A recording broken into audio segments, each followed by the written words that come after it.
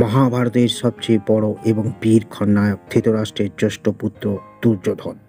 তার অধিক যুদ্ধ কেউ বোধ হয় চাননি, অথচ কুরুক্ষেত্রের যুদ্ধের ভয়াবহতা উপলব্ধ হইতেই সেই দুরাচারী দুর্যোধনের গলাতেও ছিল অপেক্ষার সুর। এত আফসোস, এত ধ্বংসলীলা না চালিয়ে কুরুক্ষেত্রের যুদ্ধ কি ঠেকানো যেত না? যুদ্ধ কেউ করেন ন্যায় প্রতিষ্ঠা করার জন্য, কেউ করেন নিজের ক্ষমতা, অধিপতি, অহংকার বহিঃপ্রকাশ করার জন্য, কেউ করেন সম্মান রক্ষার্থে, কেউ করেন সম্মান হরণ করতে, কেউ করেন জায়গা জমি সম্পত্তির জন্য, কেউ করেন প্রেমিকা, বন্ধু বান্ধব বা পরিবারের জন্য। এইসব কারণ খুঁজে পাওয়া যায় একটি যুদ্ধতে, ইতিহাসের সবচেয়ে ভয়ঙ্কর এবং ভয়ানক যুদ্ধ, যে যুদ্ধের কথা ভাবলে আজও শিরোহরিত হয়ে ওঠে প্রাণ। হ্যাঁ, বলছি কুরুক্ষেত্রের যুদ্ধের কথা। কেউ মনে করেন এটা নিছক কল্পনা মাত্র, কারোর বিশ্বাস এই ঘটনা ধ্রুব সত্য, কারোর মতে রামায়ণ মহাভারত সাহিত্য। সে যাই হোক না কেন, মহাভারতের প্রতিটা অক্ষরে যে বাস্তবের মান চরিত্র, তাদের ভাবনা চিন্তা স্বভাবের বহিঃপ্রকাশ ঘটেছে, তা অস্বীকার করা যায় না।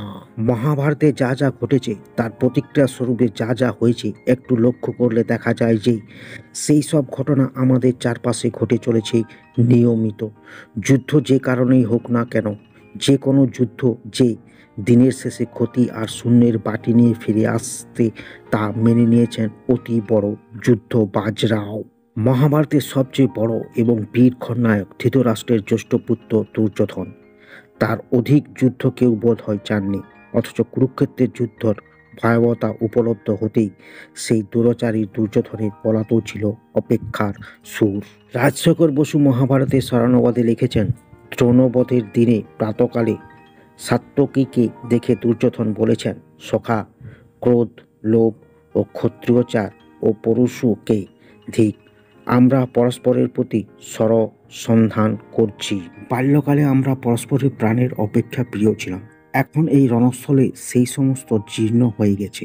সাত্যকী, আমাদের সেই বাল্যকালের খেলা কোথায় গেল? এই যুদ্ধই বা কেন হলো? যে ধনের লোভে আমরা যুদ্ধ করছি, তা নিয়ে আমরা কি করব? এই কথার মধ্যে দিয়ে প্রকাশ পায় কুরুক্ষেত্রের যুদ্ধ নিয়ে দুর্যোধনের মধ্যে তৈরি হওয়া আফসোসের কথা। এত আফসোস, এত ধ্বংসলীলা না চালিয়ে কুরুক্ষেত্রের যুদ্ধ কি ঠেকানো যেত না? যুদ্ধ শুরুর আগে কুরুক্ষেত্রের প্রান্তে দাঁড়িয়ে সামনে নিজের আত্মীয়জনকে দেখে অস্ত্র ত্যাগ করেছিলেন অর্জুন। তখন নিজের বিশ্বরূপ দেখে অর্জুনকে যুদ্ধ করার শক্তি জুগিয়েছিলেন শ্রীকৃষ্ণ। তাই তার বিরুদ্ধে অনেকে এই যুদ্ধের প্ররোচনা দেওয়ার অভিযোগ তোলায়। কিন্তু মহাবিধ্বংসী কুরুক্ষেত্রের যুদ্ধে ফলাফল বহু আগেই জানতেন কৃষ্ণ। তাই এই যুদ্ধে আটকানোর চেষ্টা করছেন তিনি বারবার। পাশা খেলায় হেরে সব ত্যাগ করে 12 বছর বনবাস এবং 1 বছর অজ্ঞাতবাসে যান পাণ্ডবরা এবং দ্রৌপদী।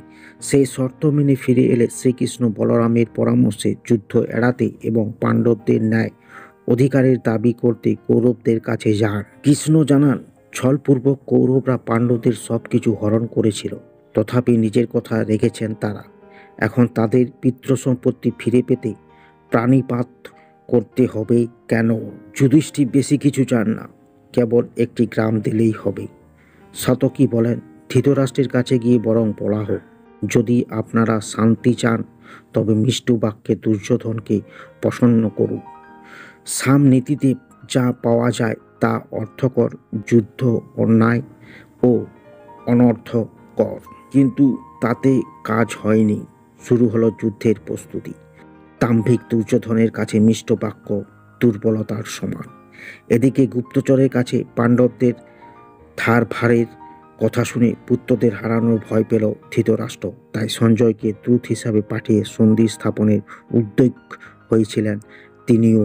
ধৃতরাষ্ট্র বললেন, ভীম, অর্জুন, নকুল, সহদেব এবং কৃষ্ণ ও সাত্যকী যার অনুগত সেই যুধিষ্ঠির যুদ্ধের পূর্বেই তার রাজ্য ফিরিয়ে দেওয়া ভালো। গুপ্তচরদের কাছে কৃষ্ণের যে পরাক্রমের কথা শুনেছি, তা মনে করে আমি শান্তি পাচ্ছি না। অর্জুন ও কৃষ্ণ মিলিত হয়ে একই রথে আসবেন শুনে আমার হৃদয় কম্পিত হচ্ছে। যুধিষ্ঠির মহাতপা ও ব্রহ্মচার্যশালী, তার ক্রোধকে আমি যতই ভয় করি, অর্জুন, কৃষ্ণ প্রভৃতিকে তত করি না।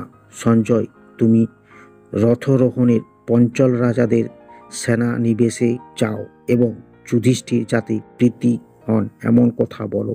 সকলের মঙ্গল জিজ্ঞাসা করে তাকে জানিও যে আমি শান্তি চাই।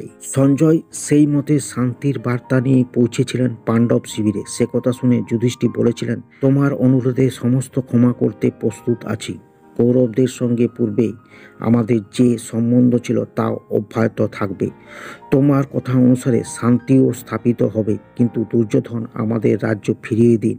ইন্দ্রপ্রস্থ রাজ্য আবার আমার হোক। কেউ বললেন, দুর্যোধন কি বলো নরশ্রেষ্ঠ, পরদ্রব্য লোভ করে না। আমরা শান্তি চাই। তুমি রাজ্যের একটি প্রদেশ আমাদের দাও, অথবা আমাদের প্রাজভাতাকে 5টি গ্রাম দাও, কুশলস্থল, বুকস্থল, মাকন্দি, বারাণবত এবং আর একটি। তাহলেই বিবাদের অবসান হবে। আমি সন্ধি বা যুদ্ধ উভয়ের জন্য প্রস্তুত। তবে এখানেই শেষ নয়। এরপরও শ্রীকৃষ্ণ শান্তি স্থাপনের জন্য দুর্যোধন এবং ধৃতরাষ্ট্রের কাছে সন্ধি প্রস্তাব নিয়ে যান, কিন্তু দুরাত্মা দুর্যোধন সেই প্রস্তাব গ্রহণ তো করেননি, উল্টো বাসুদেবকেই বন্দি বানানোর ফন্দি করেন, যদিও সে চেষ্টা বিফলে যায়। অবশেষে খালি হাতেই ফিরে আসেন কৃষ্ণ। যুদ্ধেই হয় শেষ পথ। এতক্ষণ ধরে যা ঘটেছে সেই ঘটনাক্রমে পড়লে হয়তো সকলেই মনে করবেন অনেকের আপ্রাণ চেষ্টা সত্ত্বেও কেবল দুর্যোধনের গোয়ার্তুমি আর লোভেই এই ভয়ানক যুদ্ধের নৈপথ্য দায়ী। তবে আর একটি কথা মনে রাখা জরুরি, শ্রীকৃষ্ণ সর্বজ্ঞানী। কখনো কি হবে তা সব আগে থেকেই তো জানতেন। তাহলে পরিস্থিতি এতটা গুরুতর হতে দিলেন কেন?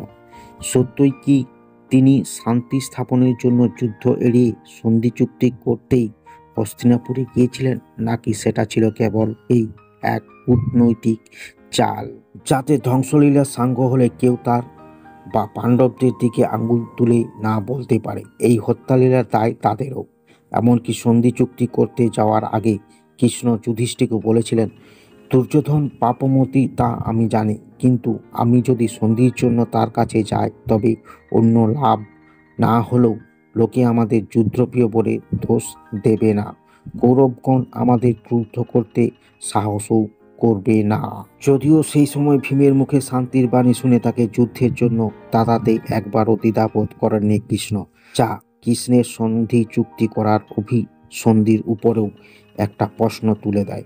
আসলে যুদ্ধে কেবল রাজায় রাজায় হয় না, তার সঙ্গে জড়িয়ে থাকা সমগ্র দেশের মানুষের ভালো মন্দ। তাই যুদ্ধ জয়ের প্রথম ধাপ হলো নিজের দেশের মানুষের সমর্থন আদায় করে নেওয়া। কৃষ্ণের মতে পাকা মাথার রাজনীতিক যে সেই কাজটা আগে সেরে নেবেন তা বলার অপেক্ষা রাখে না, বরং একটা ব্যর্থ সন্ধি চুক্তি করতে গিয়ে শ্রীকৃষ্ণ শুধু নিজেদের দেশবাসী নয়, তার সঙ্গে সমগ্র হস্তিনাপুরবাসী দেবগণ, মুনি ঋষিগণের সমর্থন জোগাড় করে নেন।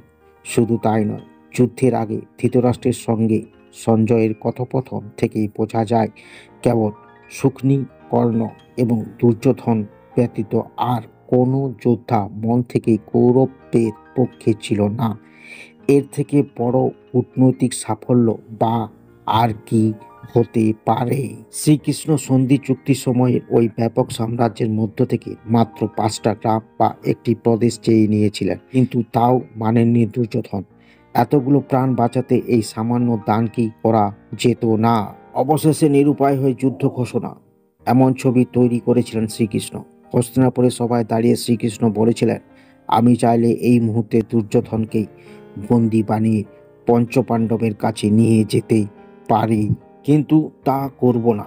আসলেই কোনো পরিস্থিতির যুদ্ধ অবশ্যভাবী হয়ে ওঠে, তা যেন ব্যক্ত করতে চেয়েছিলেন সর্বকালের সেরা রাজনীতিক।